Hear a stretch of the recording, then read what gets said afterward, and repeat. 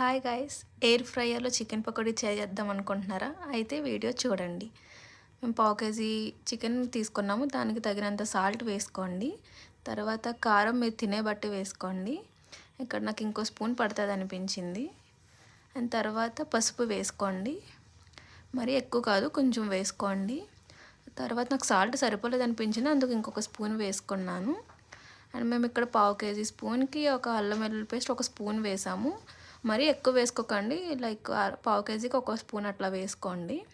తర్వాత పేస్ట్ రావడం కోసం నేను ఇక్కడ కర్డ్ యూస్ చేశాను, ఒక స్పూన్ వేసుకున్నాను.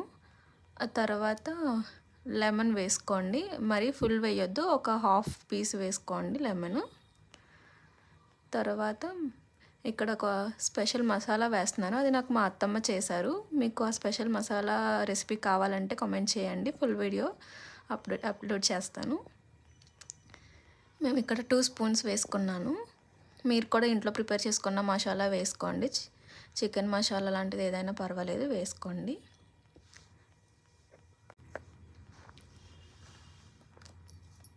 ఎయిర్ ఫ్రైయర్లో కుక్ చేస్తే మాడిపోతుంది అన్న మీరు అవేం పెట్టుకోక్కర్లేదు, చాలా బాగా కుక్ అవుతుంది. అన్నీ వేసుకున్నాక ఇక్కడ మీరు మిక్స్ చేసుకోండి. తర్వాత కొంచెం ఆయిల్ వేసాను నేను. తర్వాత ఇక్కడ 180 డిగ్రీస్ పెట్టుకోవాలి ఎయిర్ ఫ్రైయర్లో. 20 మినిట్స్ సెట్ చేసుకోండి. చికెన్కి 20 మినిట్స్ సరిపోతుంది, 180 డిగ్రీస్ ఉండాలి. అండ్ కొంచెం ఆయిల్ స్ప్రే చేసుకున్నాను లైట్గా.